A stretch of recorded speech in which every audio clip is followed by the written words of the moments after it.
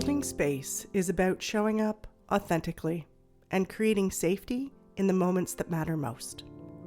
From parenting littles to navigating friendships and partnerships, I reframe tantrums, conflicts, and messy feelings as invitations to connection. I'm Julia Clark, a psychotherapist and play therapist with over 30 years of experience walking alongside children, families, and the people who care for them. Each episode explores the building blocks of emotional literacy, co-regulation, and boundaries, while honoring the intergenerational stories we carry within. Blending science with lived wisdom, I believe growth is playful, healing is possible, and we are all learning together.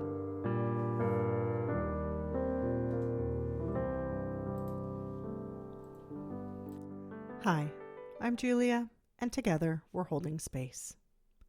Over the past several weeks, we've walked through some of the hardest and most human moments in relationships.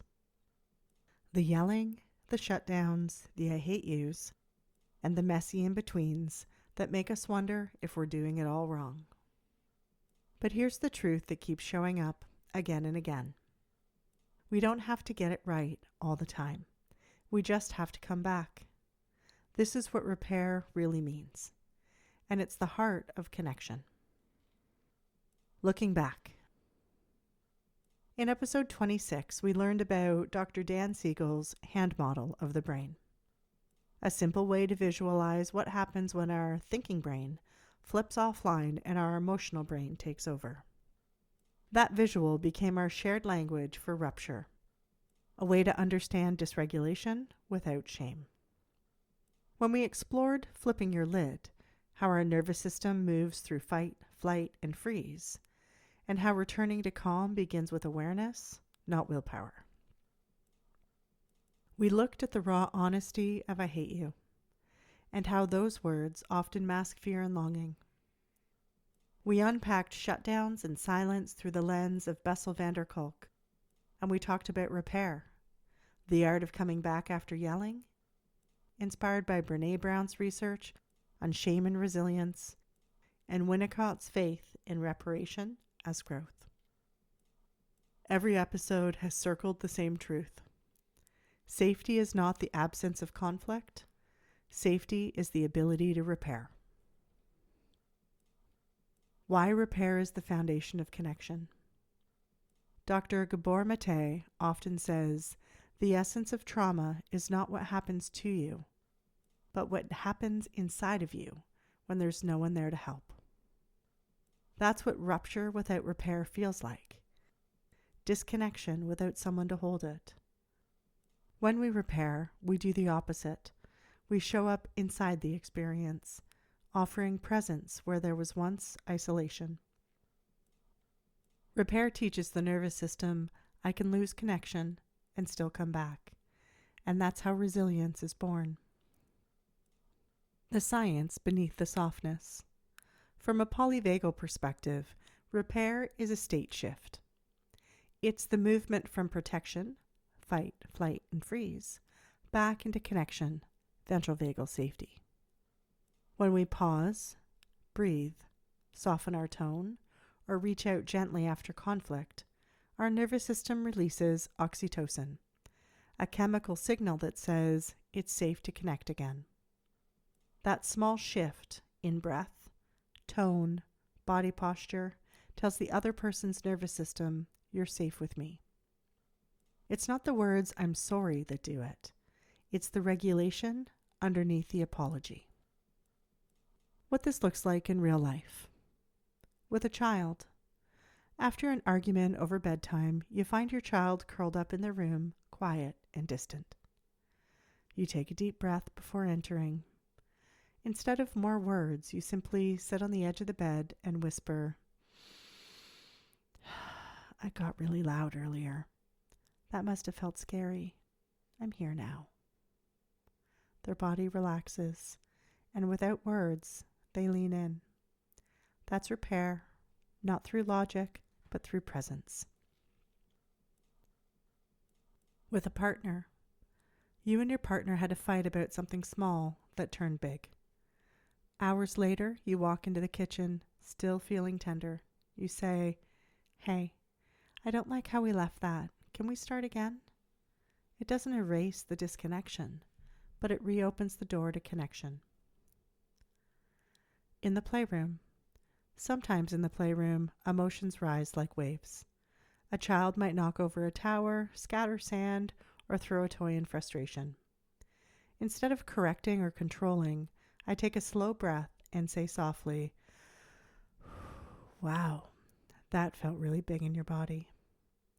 We pause together as the energy settles, as their nervous system settles. There's no punishment, no lecture, no shame, just presence. And then, almost naturally, we begin to rebuild a tower, a world, a sense of safety. That's the quiet beauty of play therapy. No matter what happens in the session, the anger, the tears, the silence, it stays in the room. When the session ends, the room is reset. The shelves are straightened, the sand is smoothed, the story pauses. And when the child returns next time, it's a fresh start. That rhythm, rupture, release, repair, reset, teaches their nervous system something powerful. Even when things fall apart, I can come back. This space will welcome me. I am safe to begin again. The playroom holds that truth, quietly and consistently. And in time, children start to carry that same felt sense of safety into the rest of their world. Why this work feels so hard. Repair is simple, but it's not easy. Because when conflict happens, it activates our own stories. The times when repair didn't come. If we grew up with disconnection, our body might still believe that rupture means rejection. That's why repair begins inside us first. Take a moment to reflect. When things go wrong, what story does your body tell? Does it say, "I'm safe to try again"? Or does it whisper, "This is dangerous. I'm about to lose everything"? We can't offer regulation we don't have, so the first repair is always internal. The internal repair. Brené Brown calls this shame resilience, the ability to move from "I am bad" to "I have made a mistake and I can make it right." That shift requires self-compassion, a gentle voice inside that says, "I was dysregulated, I'm learning."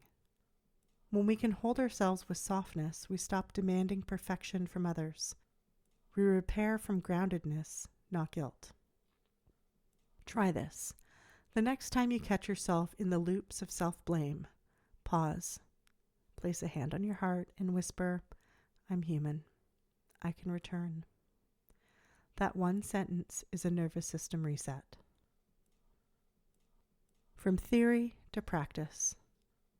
Dan Siegel calls this integration, the brain's ability to link the emotional, bodily, and logical parts of our experience. Repair is integration in action. It links rupture, emotion, reflection, awareness, and response, behavior. And that's why this work is both science and soul. It's physiology and relationship. It's the moment our biology and our humanity hold hands. Gentle practices for everyday repair. If you're ready to practice this in daily life, here are a few invitations. 1. Pause before apologizing. Regulate first. The nervous system hears tone before words. 2. Name what happened, not who's to blame. I yelled, not you made me yell. 3. Validate the impact. I can see that scared you. I know that hurt. 4. Offer safety, not perfection. I'm learning to handle big feelings differently. 5. Model repair out loud. With your kids, your partner, even yourself. That was hard, but we came back. we found each other again. Each time you do this, you're wiring your nervous system for connection. The power of "we came back." One of the most healing things a child can hear, or an adult really, is "we came back." It means the bond held. The connection endured the storm. It means love was stronger than fear.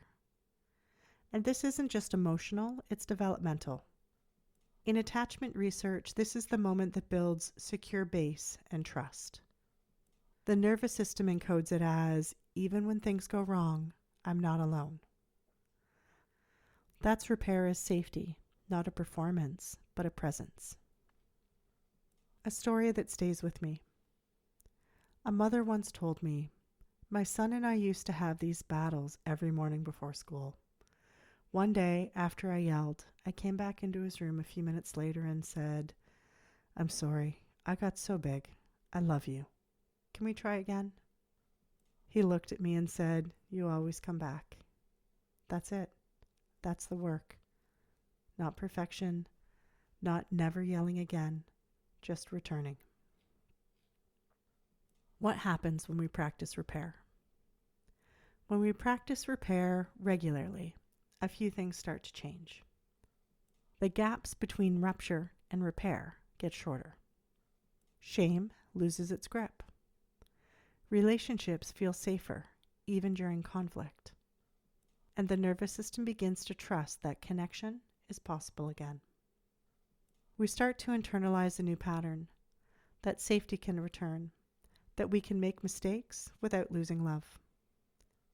That's what Winnicott meant when he said, "It's through the process of reparation that love becomes real." Take a deep breath with me. Inhale. Exhale. Think of a relationship in your life, personal or professional, where a rupture happens sometimes. Maybe it's with your child, your partner, your parent, or even yourself. Ask gently, what does repair look like for us? What helps me return after conflict?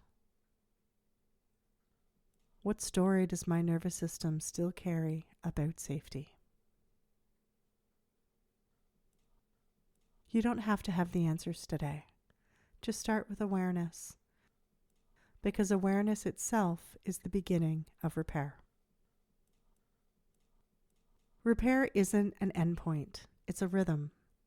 It's the inhale and exhale of every relationship that's alive, real, and growing. Dan Siegel taught us that integration brings wholeness. Gabor Maté reminded us that compassion transforms trauma. And Brené Brown showed us that vulnerability builds connection. Together they're saying the same thing. Safety and love aren't found in perfection. They're found in return. So when conflict comes, and it will, pause, breathe, and remember. Your body knows the way back. And your heart does too. This is part of our Holding Space series, where we learn to build safety one repair at a time. Thank you for being here and for holding space with me.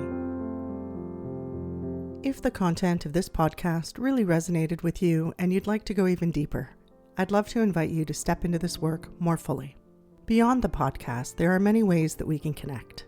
Individual therapy for your child, parent coaching or support for yourself, and deeper I Am sessions that explore intergenerational patterns. Additionally, I also offer webinar workshops and weekend retreats for parents, classes, intensive trainings and supervision for therapists, and large group presentations for educators or school presentations. Each are designed to help us hold space for the next generation of children in safe, attuned, and meaningful ways. You can learn more and explore what fits best for you at clarity.family.